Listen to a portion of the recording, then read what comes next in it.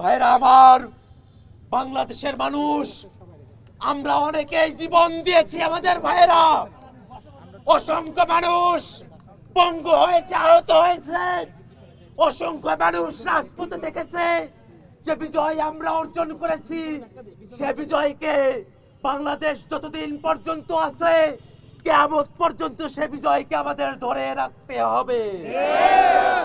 সেই ধরে রাখার মানসিকতা থেকে 4 দফা জায়গায় 4 দফা দাবিতে বাংলাদেশের সকল মানুষকে জেগে ওঠার আহ্বান জানাচ্ছি।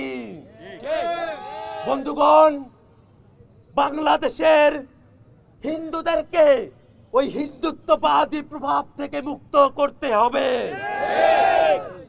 বাংলাদেশে অস্থিতিশীলতা সৃষ্টি করা সন্ত্রাসীদের গ্রেপ্তার ও বিচারের আওতায় নিয়ে আসতে হবে। গত 15 বছরে সংখ্যালঘুদের মানবাধিকার লঙ্ঘনে যারা জড়িত, তাদের চিহ্নিত করে যথাযথ বিচার ও শাস্তি নিশ্চিত করতে হবে।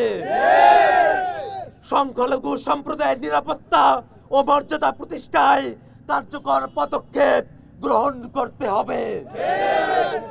বন্ধুগণ আমার, সর্বোপরি বাংলাদেশের রাজনীতি, বাংলাদেশের কূটনীতি, বাংলাদেশের ক্ষমতা কাঠামোকে ওই দিল্লির প্রভাব মুক্ত করতে হবে।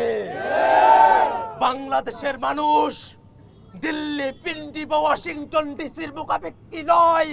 বাংলাদেশের মানুষ স্লোগানে স্লোগানে জানিয়ে দিয়েছে, দিল্লি না ঢাকা, ঢাকা ঢাকা। ধন্যবাদ সকলকে।